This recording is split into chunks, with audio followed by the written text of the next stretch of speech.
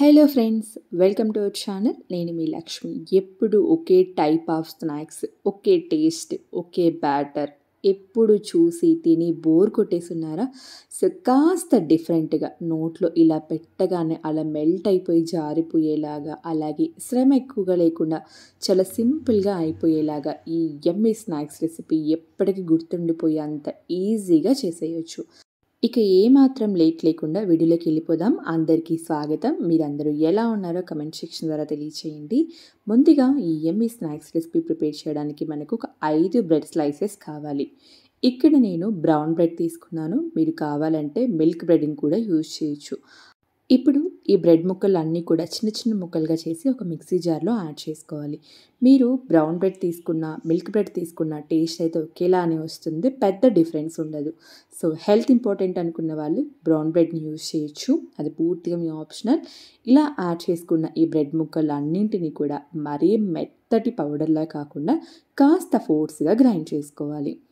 ఇలా గ్రైండ్ చేసుకున్న ఈ బ్రెడ్ పౌడర్ అంతటినీ కూడా ఒక బౌల్లోకి ట్రాన్స్ఫర్ చేసుకోవాలి.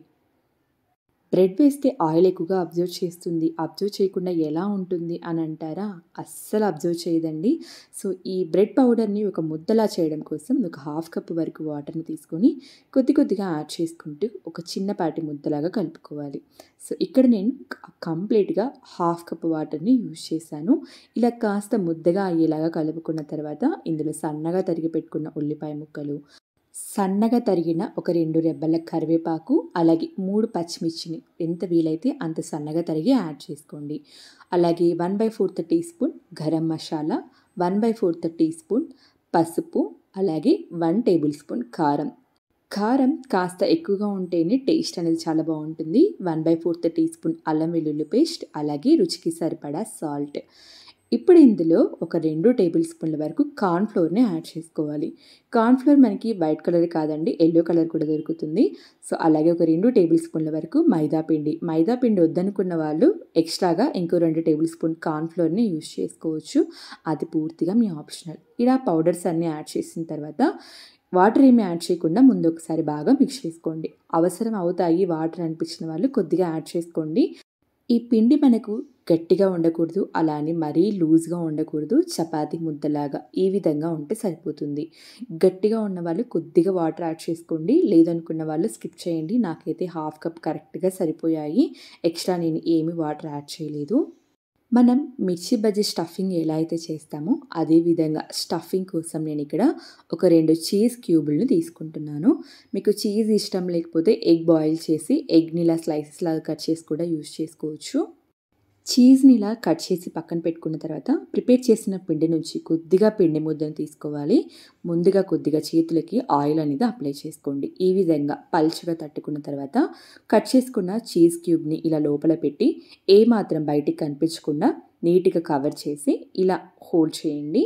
మనం ఎప్పుడు రెగ్యులర్గా రౌండ్ షేప్లో లేదా స్క్వైర్ షేప్లో చేయడం కన్నా కాస్త డిఫరెంట్గా ఇలా ఈ షేప్లో చేసి అన్నీ ప్రిపేర్ చేసుకోండి. ఇప్పుడు వీటిని ఫ్రై చేయడం కోసం మీడియం ఫ్లేమ్ మీద హీట్ చేసుకున్న ఆయిల్లో 1 బై 1 యాడ్ చేసుకొని ఫ్రై చేసుకోవాలి.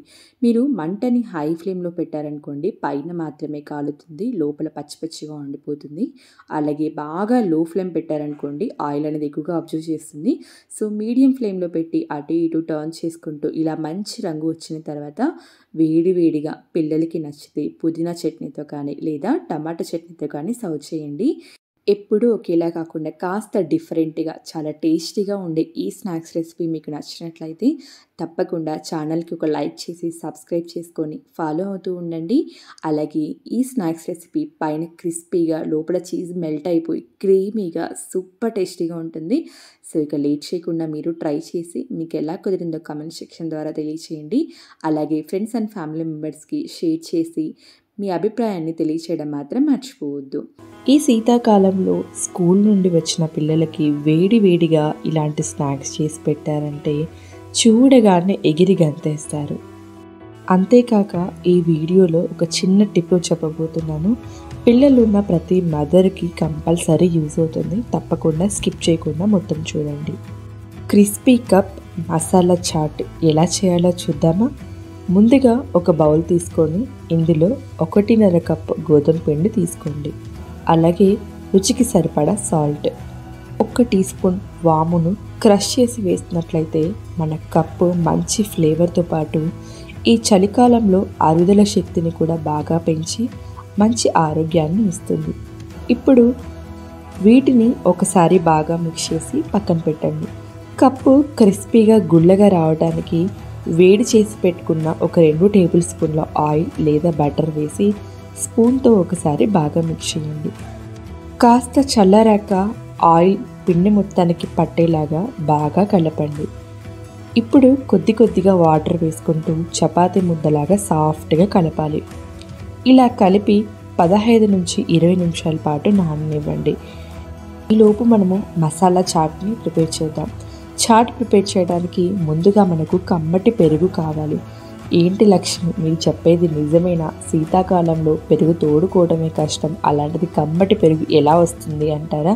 అయితే ఇంట్లో ఉన్న పుల్ల పెరుగునే కమ్మగా మార్చడం కోసం బాగా పలచటి కాటన్ క్లాత్ పరిచి ఇందులో ఒక 1/2 లీటర్ పెరుగు వేసి ముడి కట్టి హ్యాంగ్ చేసిన లేదా ఇలా చుట్టి పెట్టిన వాటర్ రూపంలో పెరుగులో ఉన్న పుల్లదనం పోయి కమ్మగా ఉంటుంది. ఇప్పుడు ఈ పెరుగులో ఒక 2 టేబుల్ స్పూన్ల షుగర్ వేసి బాగా మిక్స్ చేసి పక్కన పెట్టండి.